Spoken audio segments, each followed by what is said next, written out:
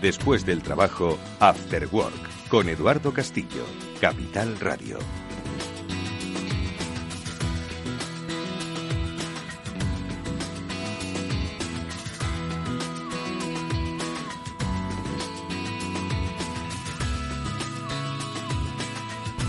Buenas tardes, amigos, y bienvenidos un día más a Cyber After Work, el programa de ciberseguridad de Capital Radio, y que cada semana, cada lunes, cada vez que nos encontramos en las redes, dedica su espacio al conocimiento en ciberseguridad, al conocimiento en seguridad de nuestro tiempo digital.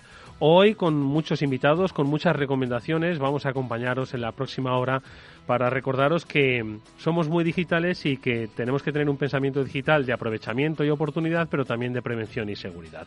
Por eso hoy estarán con nosotros los especialistas de Sophos, porque, ojo amigos, entramos en octubre, y octubre se celebra, aunque se debía celebrar todos los meses del año, el mes de la concienciación en ciberseguridad, y los especialistas de Sophos van a estar con nosotros durante este mes ayudándonos pues a entender, a asumir, a asimilar de una manera natural, no de una manera inquietante, pues que debemos ser seguros con nuestra relación digital en los ámbitos personales, en los ámbitos profesionales, en todos los ámbitos de relación tecnológica. Bueno, pues con los especialistas de Sophos vamos a hablar sobre la concienciación en ciberseguridad. Enseguida les saludamos, pero también vamos a hablar, por supuesto, de otros temas de interés, como son pues el análisis, iba a decir el analismo, no, el análisis de malware. ¿Cómo es la profesión de analista de malware? ¿Cómo es la profesión de ser un experto en inteligencia de amenazas? Y eso lo sabremos con la ayuda de José Miguel Esparza, que es uno de los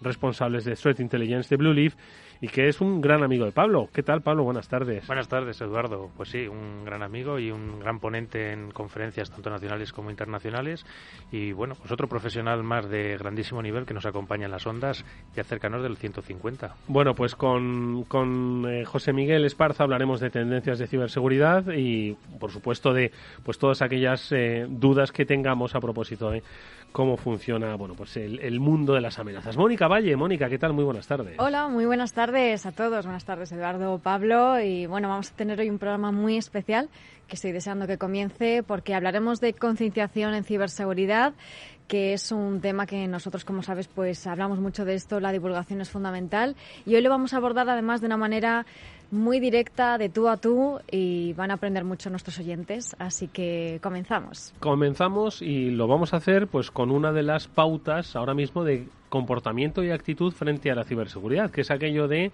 confianza cero. Esa es nuestra píldora SASI que los especialistas de Netscope nos traen hoy.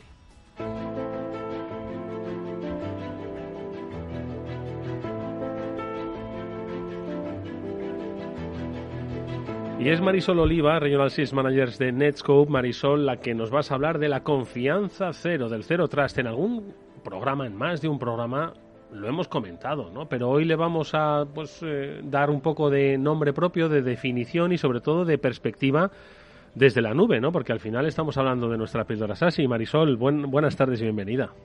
Buenas tardes, Edu, Pablo, Mónica, a todos los oyentes. Como siempre, un placer compartir este espacio con vosotros. Vamos a ver, Zero Trust. Esto es algo que pues es un término, ¿no?, que yo creo que muy habitual ahora pues para los profesionales que os manejáis en el mundo de la ciberseguridad, pero que para cualquier digamos entorno empresarial debe incorporarlo, bueno, pues como han incorporado otros términos tecnológicos, ¿no?, que usan en su día a día, y este corresponde al mundo de la seguridad.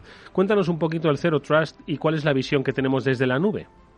Muy bien, muy bien. Pues efectivamente el término Zero Trust está casi tan de moda o más incluso, ¿no?, que el SASI, y es que tiene más historia, ¿no?, tiene más años de vida. Están además cada vez más relacionados, ¿no?, y es lo que vamos a ver ahora. Zero Trust es un término que viene principalmente del lado del networking, y hace referencia al diseño de las redes. A grandes rasgos, lo que viene a decir la confianza cero es que los dispositivos conectados, ya sean los portátiles, los móviles, no deben considerarse de confianza solo por estar dentro de esa red. No porque un usuario esté dentro de una red, le tenemos que dar acceso a todos los recursos, ¿no?, independientemente del usuario que sea, el dispositivo o a qué recursos se esté conectando. Hay que autenticar, hay que verificar, y hay incluso que entender qué acciones quiere hacer ese usuario para dejarle acceder o no.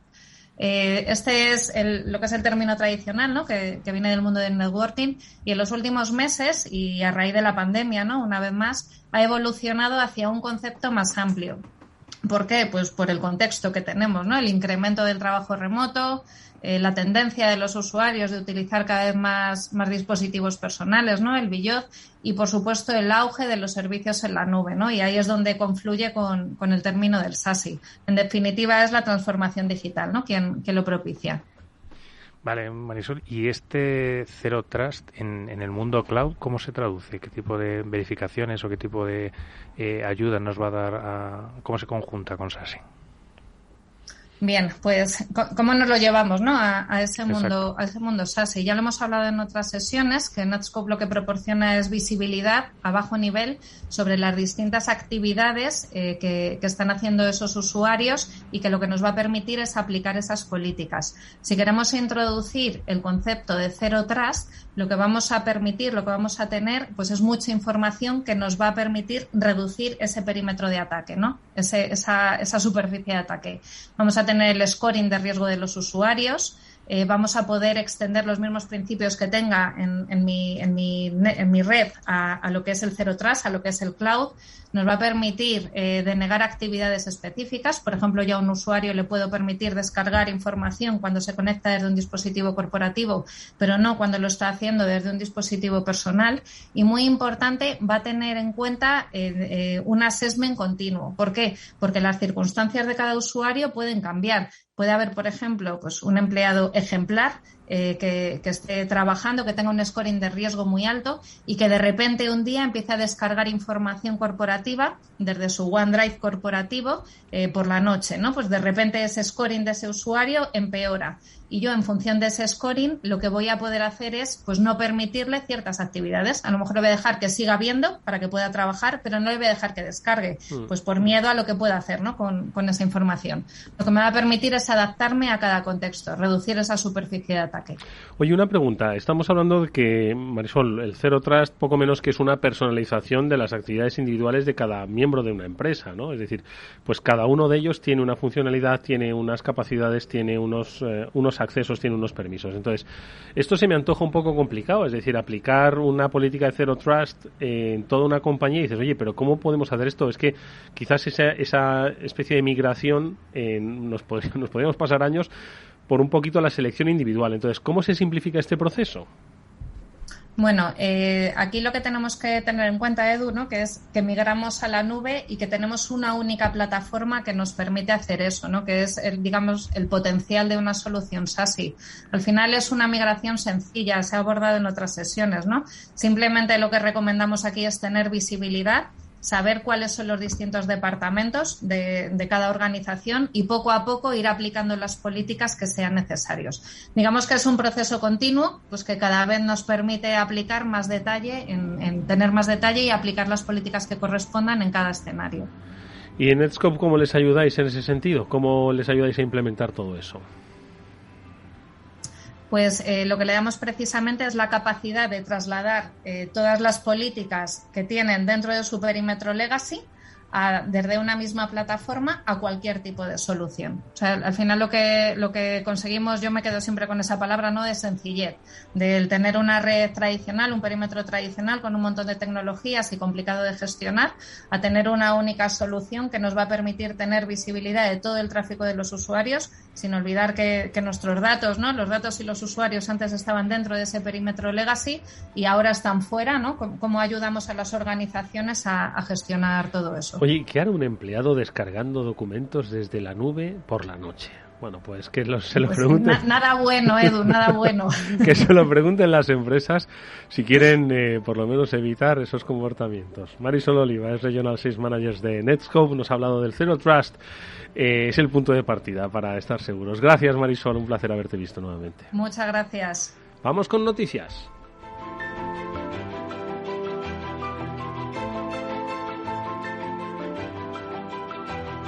Eduardo Castillo en Capital Radio, After Work.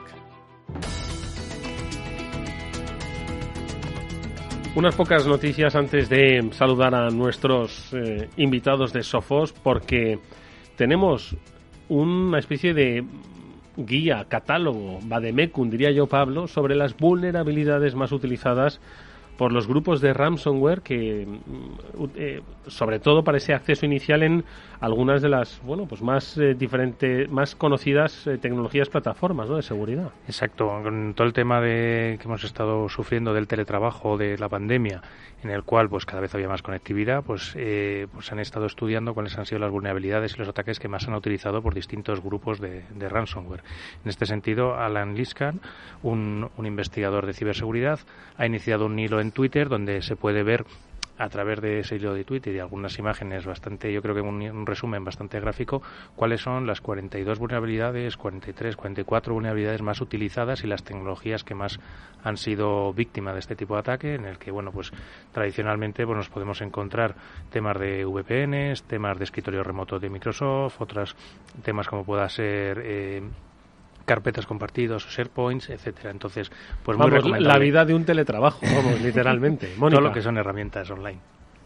Efectivamente, sí. Hay que tener en cuenta que esto está a disposición de todos en Internet. Tenemos estos repositorios que podemos visitar y estar al día. Bueno, pues nada, muchísimo ojo, que la vuelta al trabajo no haga bajar la guardia, ¿eh? De esos vamos a hablar enseguida. Bueno, otra noticia, ojo, muy importante. Primera sentencia contra una entidad financiera por la suplantación de identidad de una clienta. ¿Os acordáis que siempre que hemos tratado los temas de la identidad digital es algo muy importante, ese es posiblemente el tema de nuestro tiempo, ¿no? Todos tenemos todos una identidad digital y uno de los grandes riesgos es que nos suplanten en esa identidad. Ojo, suplanten para todo.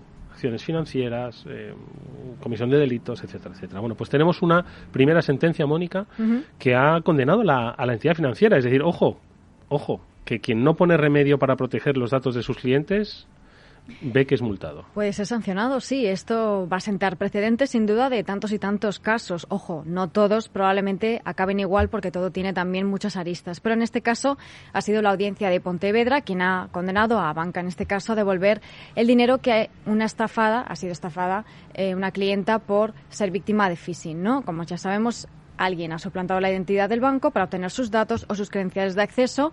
Esta clienta, esta víctima, picó en esta trampa y el estafador le estafó la cantidad de más de 19.000 euros, ¿no? Sin su conocimiento, sin su consentimiento. Entonces, ella ha presentado una reclamación en el banco y el banco se negó a devolver el dinero. Ha ido a los tribunales y los tribunales han dicho que efectivamente le tienen que devolver el dinero a esta persona. Entiendo que es un caso complejo, ¿no? Porque consta que las entidades financieras, más que ofrecen servicios digitales, ponen mucho de seguridad. De hecho, algunos de los más importantes CISOs de nuestro país están representados en entidades financieras, ¿no?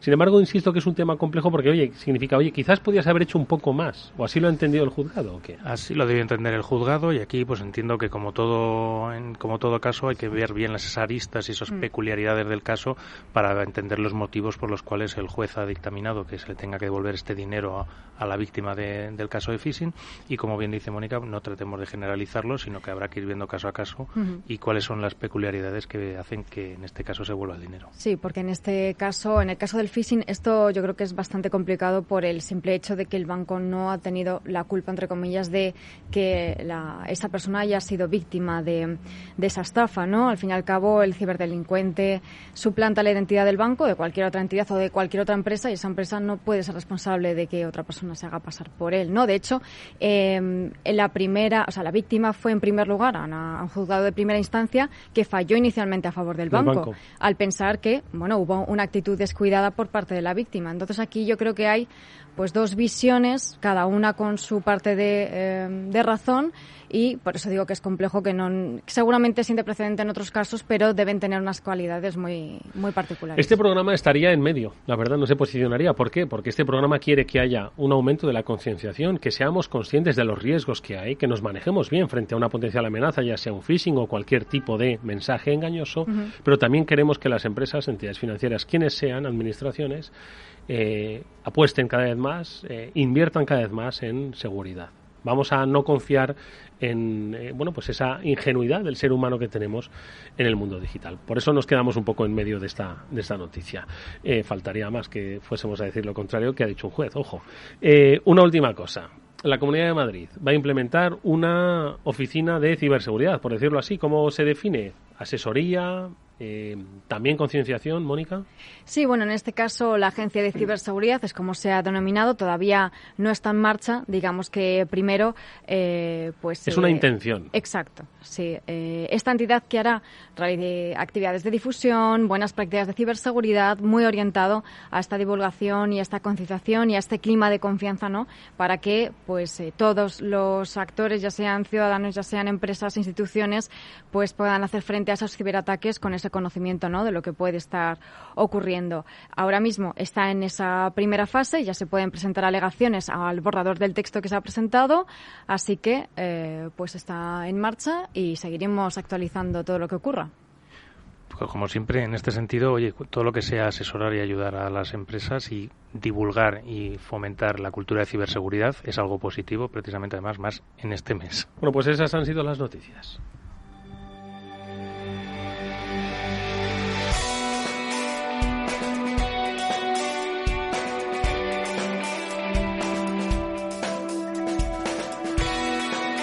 Ya sí, es tiempo de concienciación, es tiempo de hablar con Sophos.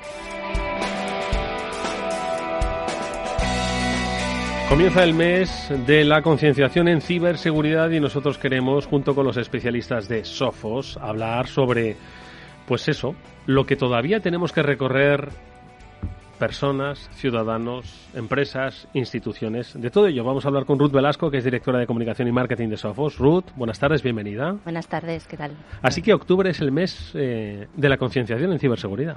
Sí, así es.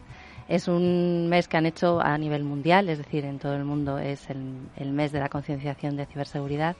Y bueno, pues queremos aprovechar este mes para hablar de algo que todos sabemos, pero que quizás no todos ponemos en marcha, ¿no? No todos hacemos. Pues eso es un punto de partida muy interesante. Todos sabemos, pero nos falta el empujón final para poner en marcha. Así es. Así es. Y bueno, pues qué mejor momento que este para hablar de este tema, ¿no? Bueno, pues para darnos a pensar un poco y a actuar, ¿no? Vale, eso que dice Ruth es bastante significativo, ¿eh? Porque muchos de nosotros, quiero decir, nosotros cada día hablamos de los dobles factores de autenticación, hablamos de ser seguros, hablamos de zero trust, de que no confíen en nada de lo que les llegue. Y sin embargo seguimos haciéndolo. Es decir, es que nos falta entonces el qué, pues un poquito de empujón en esa concienciación, ¿o qué, Mónica? Sí, sí nos falta. Se suele hablar en ciberseguridad de un término que es la corresponsabilidad, que tiene mucho que ver con todo esto, ¿no? Por ejemplo, en el caso de que una empresa sufra un incidente de seguridad, pues bueno, la empresa tiene su responsabilidad porque tendría que haber puesto unas medidas que pueden estar o no, y los empleados también tienen una responsabilidad porque tienen que saber detectar esos fraudes o un ciberataque, ciertos patrones, ¿no? Pero la empresa tiene que ayudar a concienciar. Las instituciones tienen que ayudarnos a concienciarnos, a que lo entendamos. Por eso somos todos, de alguna forma, responsables tanto de ayudar a divulgar como de saber a qué nos estamos enfrentando para poder detectar todo esto. Así que este mes es importantísimo y Sophos sin duda hace una labor siempre magnífica en cuanto a divulgación y concienciación. Así que un placer tener aquí a Ruth. Muchas Oye, gracias, Ruth, Mónica. pues venga, vamos a ver cuáles son esas cosas que todos sabemos pero que no todos hacemos o no acabamos de hacer. A ver, ¿por dónde empezamos? Bueno, voy a hablar de 5 en concreto, ¿no? Que son 5 cosas que, bueno, como buenas prácticas, ¿no? Que tenemos que hacer todos en cuanto a ciberseguridad y que las hemos oído muchas veces. Pues la primera de ellas es utilizar contraseñas pues adecuadas, robustas, digámoslo como lo queramos decir, ¿no? Muchas veces pues las personas pensamos que poner el nombre de nuestro perro y la fecha de nacimiento es suficiente y bueno, pues no lo es. Y hoy en día existen pues gestores de contraseñas, ¿no? Que son muy muy útiles, porque hay veces que decimos que no me voy a acordar de todas, es que tengo, bueno, pues echemos mano de esos gestores de contraseñas, ¿no? Porque tener contraseñas, construir y utilizar contraseñas robustas es importante. Es muy importante. Siempre. ¿Cómo es posible, Pablo, que es que a pesar de lo que dice Ruth, todavía sigamos repitiendo contraseñas? Quizás ya hemos trascendido el nombre del perro y seguimos poniendo la de nuestro cumpleaños, ¿vale? Sí. Pero es que no solo ponemos la de nuestro cumpleaños, sino que la ponemos en varios sitios a la vez. Y lo hemos oído, es verdad, tengo que cambiarlas. Y no lo hacemos. Pues a ver, porque sobre todo yo creo que a la mayoría no le ha llegado el gestor de contraseñas, porque al final las contraseñas son algo difícil, es algo que te tienes que acordar de varias. Entonces, la memoria muchas veces nos juega malas pasadas, te olvidas y pues oye, no es malo tampoco de vez en cuando pues cambiarla, no acordarte de ella y cambiarla, pero eso siempre ya es un proceso también que te ralentiza la entrada al servicio, se te hace un poco más torpe, entonces siempre tendemos a poner algo sencillito. Como lo queremos todo ya, y se nos ha olvidado que hace un año no iba tan rápido. Bueno, pues contraseñas, por favor, contraseñas. Ruth, ¿qué más? Pues lo has dicho tú antes, ¿no? Activar el factor de doble autenticación, ¿no? Eso, si te roban la contraseña, por lo menos que tengas pues esa doble barrera, ¿no? Esos códigos que son normalmente de 6 dígitos, que bueno, pues las aplicaciones corporativas nos piden, o los bancos, o ¿qué puede pasar aquí? Que hay veces que digas, jolín, es que me he dejado el móvil y entonces estoy con el ordenador y ahora me pide el doble factor, pero bueno, también tenemos que pensar que es una barrera para los malos, ¿no? O sea, si te roban la contraseña y tú tienes este mecanismo, pues no van a tener tan fácil acceder a tus sistemas. Tan importante es tener un doble factor de autenticación como que los servicios cada vez más te ofrezcan ese doble factor de autenticación, porque hay quienes solo te piden una contraseña y ya. Entonces, es un trabajo en la doble dirección, ¿no? Sí, se suele decir que la comodidad es enemiga de la seguridad y en el caso de la ciberseguridad esto es totalmente cierto. ¿Qué ocurre? Que hay ciertos ámbitos, por ejemplo, el ámbito pues de bancario, ¿no? Y están obligados, de hecho por ley, tienen que implementar el segundo factor de autenticación o el múltiple factor de autenticación mediante diferentes mecanismos, por ejemplo, en la aplicación del banco, un SMS, etcétera. Hay otras empresas que no tienen esa obligación, pero sí que sería conveniente que lo implementasen porque al final estamos viendo prácticamente cada día que hay brechas de seguridad. Cualquier empresa puede ser víctima de una vulnerabilidad o un fallo que ponga pues a disposición del público contraseñas, usuarios, y eso nos pone en riesgo. Así que al final este tipo de medidas son fundamentales y el doble factor es vital. Doble factor de autenticación. Procurad no dejaros el móvil en casa. Tercero, Ruth, vamos con otro. Me alegra que digas esto, Mónica, porque el tercero es parchear y parchear siempre. Porque realmente pues los parches están para cubrir esas vulnerabilidades, ¿no?, que hay en los sistemas y que muchas veces pues es imprescindible actualizarlos, y por mucho que sea otra actualización, no, por Dios, qué rollo, no, pues hay que hacerlo porque bueno, pues problemas como ha habido este verano, ¿no?, de Proxicell, por ejemplo, pues vienen también por ahí y muy importante no solo tener en cuenta los ordenadores, sino también cualquier dispositivo. Todos los dispositivos que tenemos conectados, pues al final hay que parchearlos. Hace poco también ha habido una vulnerabilidad de Apple que hubo que parchear todos los dispositivos. Estuvimos hablando la semana pasada, efectivamente. Entonces, pues bueno, al final no solo los ordenadores, dispositivos móviles, tablets, incluso el router en casa o yo qué sé, si tienes domótica, tienes cosas conectadas, ¿no? Bueno, pues Pablo es un ferviente evangelizador de las actualizaciones, de los parches y, bueno, obviamente, si no sabéis, pedid esa actualización automática, ¿vale? Porque cada vez más, como decimos, los servicios ya te ofrecen esa automatización en lo que es las actualizaciones. Cuarto punto. Hacer backups. ¿No? Las copias de seguridad, no solo... Bueno, y una cosa que me hace mucha gracia, no es solo hacerla en el dispositivo, sino también desenchufarlo luego, porque si no lo desenchufas, te puede entrar el ransomware también. Exactamente, ¿no? Entonces, aislar, ¿no?, esa copia de seguridad. Hay que aislarla, exacto. Y bueno, no solamente por el peligro del ransomware, pero también porque te pueden robar el dispositivo, lo puedes perder, se te puede dejar el móvil en un taxi, muy habitual, o cualquiera de estas cosas pueden sucederte y bueno, pues es importante tener estas copias de seguridad siempre por varios motivos, ¿no? Oye, si hemos hablado de contraseñas, de doble autenticación, de parches, de copias de seguridad, ¿cuál puede ser esa quinta importante que quieres destacar? Bueno, revisar la privacidad, las configuraciones de privacidad, ¿no? Ahora mismo todos tenemos también, pues no solo en nuestro ordenador, con nuestro banco, con Facebook, con Twitter, con Instagram, tenemos pues la posibilidad de decir qué es lo que queremos compartir y es importante, ¿no? Porque al final, pues si damos demasiada información sobre nosotros, pues al final estamos consiguiendo que los malos pues sepan demasiado sobre nosotros.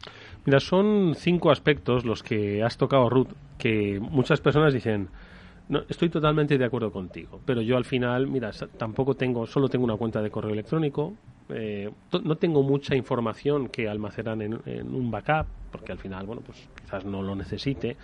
Lo del doble factor de autenticación, bueno, pues sí, el mensaje lo hago de manera automática en el móvil muchas veces, ni entiendo siquiera el concepto, de hecho lo veo, como dice Mónica, como un engorro. Y al fin y al cabo, yo, ¿quién soy sino un usuario anónimo con un móvil y que solo navega por Internet? Entonces, esto que me está contando Ruth, pues conmigo no va. Y ese es quizás uno de los grandes y peores mitos que puede haber ahora mismo en el mundo, en el tema de la ciberseguridad, ¿no? Sí, hablamos de eso, de percepciones erróneas, ¿no?, que tiene la gente. ¿Por qué me van a atacar a mí? Bueno, si estás ahí te van a atacar o te pueden atacar. O sea, nadie estamos libres de que nos ataquen, ¿no? Y normalmente siempre pensamos en las grandes empresas o organismos públicos que vemos que han atacado porque salen las noticias. Porque en las noticias no van a poner gestoría PP ha sido atacada porque no es tan interesante o tan... tiene tanto gancho, ¿no? Pero ha sido atacada. Pero ha sido atacada y probablemente haya tenido que cerrar su negocio porque le han metido un ransomware que le han dejado todos sus sistemas bloqueados, ¿no? Entonces es importante pensar que vamos a ser un objetivo, que podemos serlo. Todos, absolutamente todos podemos ser la próxima víctima, como dice Ruth, y además bajar la guardia es yo creo que lo peor que podemos hacer en cuanto a amenazas de ciberseguridad, creer que no vamos a ser nosotros los siguientes, y lo vemos cada día, ¿no? Que esto ocurre, que le ocurre a todos, y tenemos que pensar precisamente que podemos ser los siguientes, estar prevenidos y, bueno, un poco desconfiados quizás.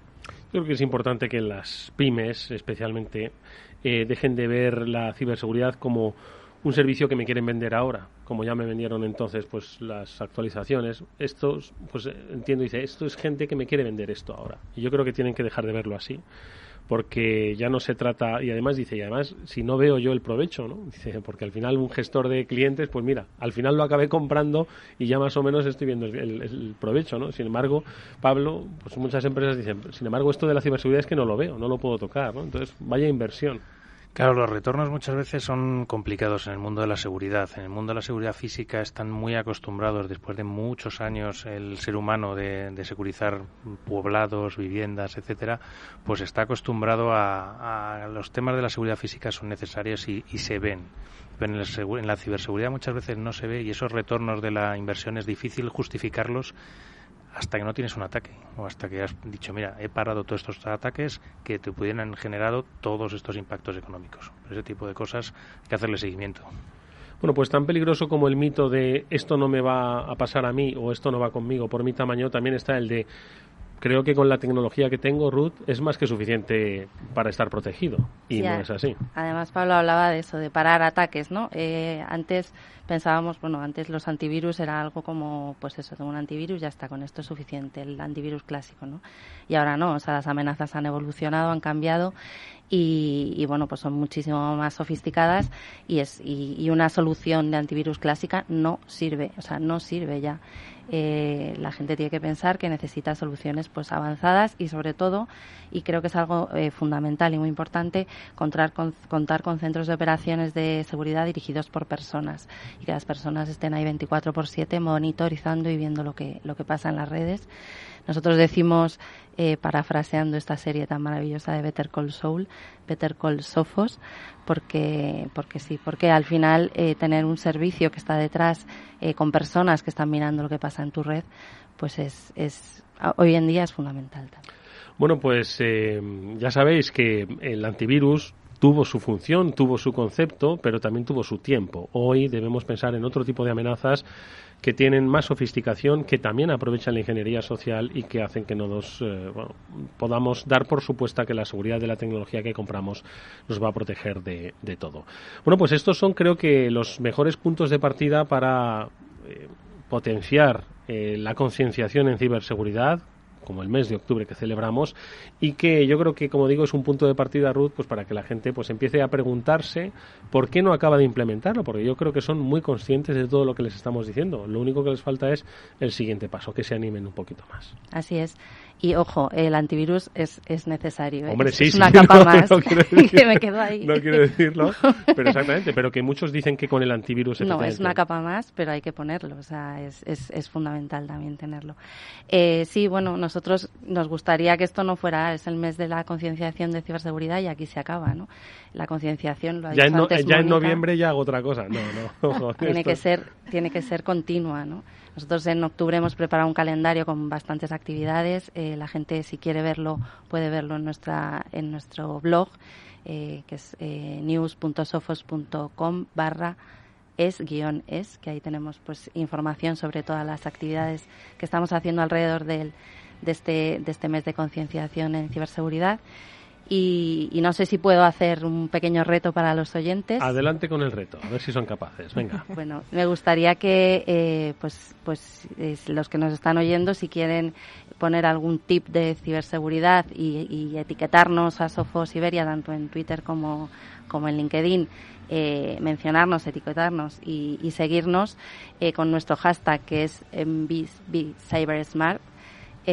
Pues a los 20 primeros que recibamos les regalaremos una licencia de Sophos Home Premium, que es nuestra protección para casa de nivel empresarial. Exactamente, que estáis trabajando todavía, que no habéis vuelto a la oficina. Bueno, pues ahí está el reto, BeCybersmart, etiquetando a Sophos, @SophosIberia.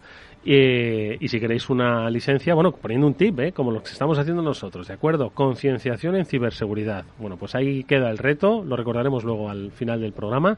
Y recordaros que podéis seguirlo en news.sofos.com/es o todos los lunes de este octubre en este programa. En este tiempo de concienciación lo hacemos con Sofos. Ruth Velasco, muchísimas gracias por haber estado con nosotros. Nos vemos próximamente. Hemos tomado buena nota porque todavía tenemos algunas cosas que hacer, algunos deberes que hacer. Gracias, Muchas Ruth. gracias. Gracias a vosotros.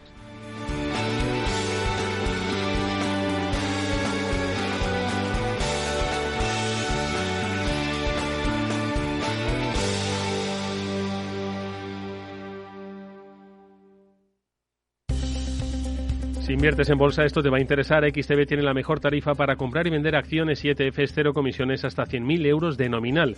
Si inviertes en bolsa o quieres empezar, más sencillo e imposible. Entras en xtb.es, abres una cuenta online y en menos de 15 minutos compra y vende acciones con cero comisiones. La atención al cliente es en castellano y está disponible las 24 horas al día.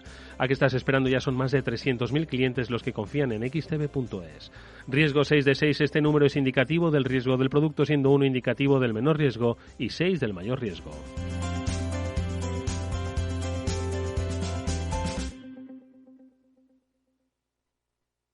After Work, con Eduardo Castillo. Si tienes un negocio, sabes que con correos puedes enviar y recibir paquetes, pero quizás no sepas que también podemos ayudarte a comercializar, almacenar, preparar tus envíos y que ponemos a tu disposición la mayor red de distribución de nuestro país para ofrecerte una solución logística integral. Porque en Correos apoyamos tu negocio, sea del tamaño que sea. Correos, llevamos lo que llevas dentro. Escucha cada día entre las 8 y las 8:30 de la noche El Balance de los Deportes con Paco Lloret. La emoción del fútbol y la pasión del deporte en El Balance. Capital Radio.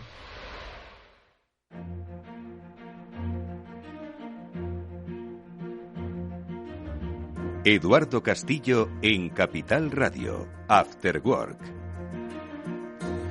Bueno, pues nuestro invitado es José Miguel Esparza, es responsable del área de Threat Intelligence de Blue Leaf. Es una compañía a la que apreciamos, sobre todo porque la aprecian muchas compañías y nosotros porque sabemos que tiene un capital humano y nacional muy bueno y muy importante. Bueno, pues José Miguel es especialista en investigación sobre botnets, sobre malware, sobre cibercriminales. Es posiblemente uno de los, diría yo, pioneros en la analítica sobre amenazas.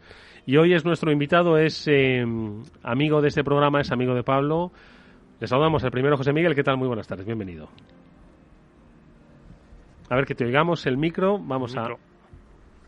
Estoy muteado. Ahí está. Ahora sí. ¿Qué tal? Buenas tardes y bienvenido, a todos. José Miguel. Oye, José Buenas Miguel, tardes, Eduardo. tú sabes que sobre ti hay una leyenda, ¿no? Hay una leyenda que además hemos contado aquí en este programa. Y es Uy. una leyenda buena, una leyenda buena. La persona que le descubrió a Pablo Sanemeterio que a través de un PDF se podía poner en problemas a una compañía. Un PDF que es lo que usamos cada día millones, cientos de millones, de miles de millones de personas en todo el mundo. Pablo. Sí, allá hace casi 10 años, yo creo, tranquilamente, aquí por el edificio de la Mutua Madrileña, en una RootedCon, estaba presentando una de sus herramientas y uno de sus trabajos de investigación, como era PiPDF, y en el cual, pues oye, se analizaban precisamente esas cosas, que un PDF te podía ejecutar código y comprometer un ordenador. Vaya descubrimiento. Entiendo que ha habido muchos descubrimientos, pero tuvo que haber uno, ¿no? Inicialmente. Es lo que queremos saber un poco, tus inicios en el mundo de la ciberseguridad, José Miguel. Han cambiado obviamente las cosas, pero entonces, ¿por qué te quisiste meter en esto? Entonces, ¿cuáles eran las amenazas? Entonces, ¿dormías mejor que ahora? Yo creo que sí que dormía bastante mejor que ahora, pero bueno, me voy a centrarme en las otras preguntas mejor. Pues, a ver, realmente me metí en tema de ciberseguridad antes de entrar en la universidad, estaba yo ahí en un curso de aprender a arreglar ordenadores, pagado aquí cuando no estaba trabajando, y resulta que un compañero se dedicó a infectar los ordenadores y estaba abriendo la bandejita del CD todo el rato ahí, haciendo cosas, dando la vuelta a las pantallas, dando la vuelta a todo. Y yo dije, uy, ¿qué pasa? ¿Esto qué es? Entonces ya estoy hablando con él, me explicó un poquito qué era, un troyano, que se lo había metido. Entonces en aquella época, pues Windows 98 era súper fácil hacer todo eso. Entonces de ahí me picó la curiosidad y empecé un poquito leyendo muchos libros, pues de todo, intentando aprender por mí mismo, hasta que después ya me metí en la universidad. Y no estudié mucho sobre seguridad, pero por lo menos me dio un poco fundamentos para seguir con ello. Y acabé en ese 21sec, que es como empecé. Un poco de prácticas, ganando más experiencia, con el tema de análisis de malware, y un poquito por ahí empezó la cosa. Y ya que hablas un poco de analista de malware, ¿cómo es la vida de un analista de malware? Cuéntasle un poco a nuestros oyentes qué hacéis y en esta profesión a veces tan mitificada y a veces tan envidiada otras veces, ¿qué es lo que hacéis en el día a día? ¿Cómo es un día a día de un analista de malware? Era en S21, por lo pronto seguro que dormir poco, porque ya nos lo has confesado al principio, o sea que entonces debe ser que pasas muchas horas delante de la pantalla. Pero antes dormía mejor, yo creo, de todas formas. Eso es la edad, José Miguel. Sí, ¿qué hace un analista de malware? ¿Qué hace un analista de malware? A ver. Un analista de malware. Bueno, pues, a ver, ¿por dónde empiezo ahí? Lo que hace es coger un ejecutable, digamos, cualquiera, vamos a decir que es un virus, ¿no? Y destriparlo para saber qué es lo que está haciendo. Que sabéis que los virus muchas veces intentan ocultar su código, intentan comunicarse con el servidor malicioso de forma oculta, ¿no? Con cifrado, etcétera. Entonces lo que tiene que hacer el analista de malware es básicamente ver qué está haciendo y cómo lo está haciendo, sacar esas claves de cifrado que el malware está ocultando, digamos que descomprimir o desofuscar su código para saber un poco descifrar qué hace ese malware, ¿no? Que te viene como un archivito que después hace muchas cosas que no te enteras en background, digamos. Pues nuestro trabajo es decir, vale, pues este malware está haciendo esto, se conecta con este servidor, está exfiltrando o robando estos datos, después también está intentando hacer, intentando explotar una vulnerabilidad dentro del sistema, etcétera, etcétera. Entonces, el día a día, aparte de eso, es estar al día de todo lo que está pasando, de los nuevos ataques que hay, de las nuevas técnicas, etcétera, etcétera. Oye, y estás como un científico en un laboratorio viendo cómo evolucionan las enfermedades, ¿no? Y te sorprendes como nos han mostrado muchas veces las películas, ¿no? Que dicen, madre mía, ¿cómo está evolucionando esto? ¿Te ocurre a ti cuando haces estos análisis y dices, madre mía, ¿cómo está evolucionando esto? ¿Cómo está cambiando esto? ¿A qué nos enfrentamos? ¿Te ha pasado?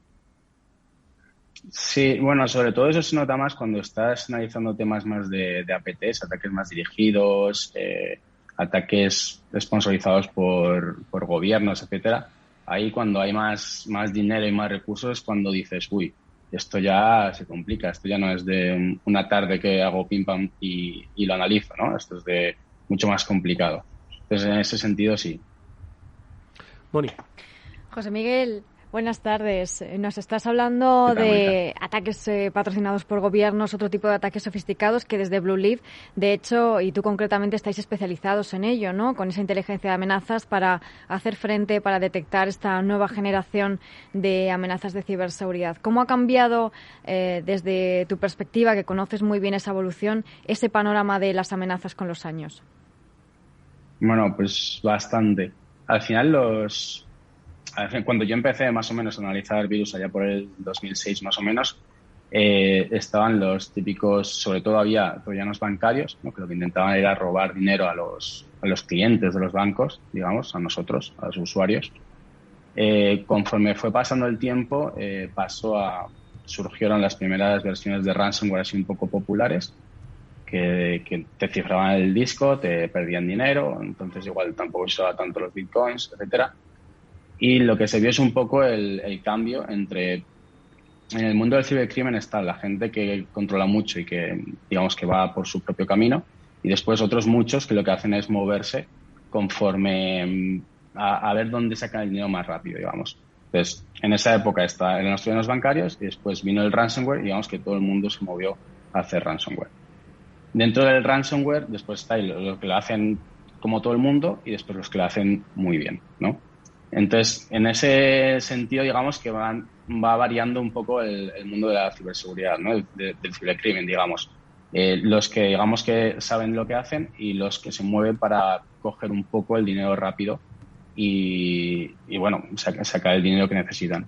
Y en ese sentido, lo que sí que se ha notado mucho desde el 2006 ahora es, por ejemplo, el mundo de todos los servicios que se pueden ofrecer, que tú vas a la Deep Web, por ejemplo, a un foro y puedes comprar de todo, ¿no? Puedes comprar el malware ya creado, ya no tienes que hacerlo tú mismo, sino que lo compras ya creado. Te lo pueden distribuir también si pagas unos bitcoins. Digamos que puedes conseguir de todo ahí para hacer tu cibercrimen, digamos, particular, sin casi saber de ello. Todo subcontratado, como en los mejores negocios. Y eso es. Te iba a preguntar, Josemi, un poco, ¿cuál dirías ahora mismo que es un poco el grupo o el malware que más está pegando, que más impacto está teniendo para ciudadanos y empresas? Lo que no diría uno concretamente, sino que en general, obviamente, y ya siento repetir porque esto se ve esto está en la sopa, es el ransomware. El ransomware, la verdad es que, como os decía, varía un poquito, y lo que os decía antes, digamos, la víctima era el usuario, ahora la víctima son las compañías. Y eso cambió también en cuanto al ransomware, ¿no? El ransomware antes, digamos que tú mandabas un correo a cualquiera, pero da igual a quién le llegara, y tú infectabas con ransomware, pedías el dinero y ya está. Ahora ya no. Ahora lo que hacen es buscar compañías concretamente que tienen cierto revenue, cierto budget de cierta potencia, ¿no? E intentar meterse ahí y ya desplegar el ransomware dentro. O sea, ya no es te mando todo a ver quién cae, sino quiero esta compañía, intento entrar dentro, me meto por ahí, me muevo lateralmente de máquina en máquina, voy saltando y en un momento concreto pues despliego el ransomware en todas las máquinas críticas del sistema para causar mucho caos. Aparte también, ya sabéis, lo del tema de robo de información confidencial para meter más presión todavía si no me pagan y la publico. Entonces, la verdad es que en ese sentido sí que ha cambiado bastante y es lo que más me preocupa, ¿no? Porque al final no van a ir por una persona sin más, sino van a por compañías grandes, como hemos visto en los últimos meses. Una cuestión, José Miguel. Antes decías que en la Deep Web se puede encontrar, bueno, pues un ciberdelincuencia as a service, ¿no? Es decir, ya según lo que quieras, ¿no? Entonces, esto me hace pensar si se está generando, te consta que se esté generando, pues una capa de ciberdelincuencia jerárquica, de la misma forma pues que la delincuencia común, ¿no? Bueno, pues tiene unas jerarquías y unas organizaciones. Si esa base se está ampliando, ¿no? Porque al final se está simplificando tanto, ¿no? El manejo de la tecnología, que ya no necesita ser, como quien dice, un ingeniero muy listo para ser un cibercriminal, sino que ya cualquiera con unos mínimos conocimientos de navegación en la Deep Web puede quizás llegar a ser un cibercriminal. ¿Lo estáis percibiendo? ¿Lo veis como una amenaza real y grave? Hombre, es cierto que ahora mismo es mucho más fácil que antes el acceder a todas estas herramientas y el acceder al cibercrimen, digamos. Pero también es cierto que normalmente la gente o el tipo de cibercriminal que hace eso, lo que os decía antes, para conseguir dinero rápido, no es la misma que los cibercriminales que siempre han estado, que tienen digamos, un estatus un poco mayor en cuanto a sofisticación, por ejemplo, y en cuanto a recursos. Sí es cierto eso, que la barrera se baja en cuanto a, vale, yo mañana quiero montar una botnet, voy a ir a Deep Web y puedo empezar a hacerlo. Pero también posiblemente no llega muy lejos tampoco este cibercriminal, tanto como podría llegar uno más avanzado, ¿no? Que son los que realmente para mí son los importantes. Oye, has mencionado, perdona Pablo, el tema botnet, ¿no? Y es, yo creo que muy interesante. Hace tiempo que no tocamos el tema, lo hemos tocado. Hoy en día, ¿qué están suponiendo las botnets? No sé si al final están buscando esas redes de ordenadores pues para tumbar sitios. Yo no sé si hoy, por cierto, que no lo hemos comentado, tenemos la gran caída de WhatsApp, de Instagram y de Facebook, que por cierto no ha vuelto todavía, ¿no? Todavía no. Así que si alguien está preocupado porque no funciona WhatsApp, sí, Instagram, alguno de los productos de Facebook, sí, es algo global. ¿Qué ha podido ser? Quizás es difícil de decir. Nadie se atreve. Pregunta complicada. Es una pregunta complicada. Esto en el pasado sí que ha ocurrido, que ha habido ataques precisamente con una botnet que se llamaba Mirai, formada principalmente por dispositivos de IoT, en el cual se dejó fuera de servicio, fuera de línea, a una compañía que proveía servicios de DNS, que se llamaba DIN DNS. Para nuestros oyentes, DNS es el protocolo que permite cambiar de capitalradio.com a la máquina donde se está sirviendo la página web de Capital Radio. Entonces, si ese servicio estaba fuera, pues nadie podía entrar a WhatsApp, ni a Twitter, ni a otra serie de servicios. En este caso puede que pase eso, o lo que pasa es que quizás siendo solo un caso que afecta a todos los dispositivos de Facebook, yo tiendo a pensar que es algo concreto de Facebook, no es algo tan generalizado como esa vez. Pero bueno, volviendo un poco a las botnets, ¿no? A las botnets, vamos a dejarle a José Miguel que nos cuente un poco qué conoce de botnet y que conoce bastante, y que nos cuente un poco una definición de botnet. ¿Y hoy qué están haciendo esas botnets? Bueno, botnet, definición, pues red de ordenadores zombies que se usan para hacer ciertas acciones, ¿no? Al final controlas una botnet y después de ahí puedes hacer muchas cosas. ¿Qué están haciendo? Pues, por ejemplo, bueno, tenéis la denegación de servicio de toda la vida, ¿no? Que se juntan para tumbar una web, por ejemplo, que estáis hablando. Pero después lo que sí que se ha visto en los últimos años es el uso de botnets para, digamos, desplegar malware adicional, ¿no? En el caso del ransomware, por ejemplo, pues hay grupos concretos, pues en el pasado, por ejemplo, el grupo de Dritex, por ejemplo, que estaba desplegando el ransomware Bitpaymer, todo lo hacía primero a través de una infección previa de Dritex, por ejemplo. Entonces, digamos que con una infección previa tú puedes ver qué tipo de ordenadores están en tu botnet, ¿no? Entonces, a través de esos paneles de control, que en esa época, bueno, y ahora mismo son más potentes todavía, podrías ver, por ejemplo, vale, pues quiero bots concretos de este país, o quiero bots de esta compañía, o cosas así. Entonces, a todos estos les paso el ransomware, por ejemplo. O les despliego, como antes, por ejemplo, se hacía, son TPVs, pues les despliego un malware que le va a robar las tarjetas de crédito, por ejemplo. ¿Y cuál dirías ahora mismo la mejor solución para o frente a a una acción utilizando unas redes de bots, unas botnets? ¿Qué es lo que podríamos hacer? ¿Qué podrían hacer las empresas? A la hora de protegerse, bueno, hay diferentes acciones. Principalmente, como estáis hablando antes, tener un antivirus es casi obligatorio, aunque no cubra todo. Sentido común y educación también debería ser de los puntos número 1. Cuando te viene un correo, no darle doble clic, porque al final va a hacer que tu ordenador pase a formar parte de la botnet. Y después ya tienes pues toda la cantidad de productos y por ejemplo, dentro de tu red, tener localizado y detectar que un ordenador está infectado para que no pueda, por ejemplo, exfiltrar datos fuera. Tienes, pues eso, basarnos en el threat intelligence también, en que está al día con todo lo que está pasando, ¿no? Últimamente, para poder parar todo este tipo de amenazas. O sea, realmente hay muchas formas podría estar aquí una hora diciéndote cosas que podemos hacer para contra el malware. Sin duda. Venga, Moni, una última cosa breve. Sí, la verdad es que sí, es alucinante ver además esa creatividad que tienen, en este caso, los malos, ¿no? Para usar la tecnología a su favor y para crear todo tipo de técnicas, ¿no? Los ataques, como estamos viendo, nos vienen de todos lados. Hay más ciberdelincuentes que están más o menos profesionalizados, ataques sofisticados, otros más simples, pero bueno, el panorama es muy complejo. ¿Qué mensaje rápido le darías a una empresa que tenga que tener en cuenta que necesita tecnología para hacer frente a todo esto que los malos están haciendo mediante tecnología también? Hemos hablado muchas veces de esa falta de inversión en ciberseguridad, ¿no? ¿Qué mensaje le darías para que entienda la necesidad de esto?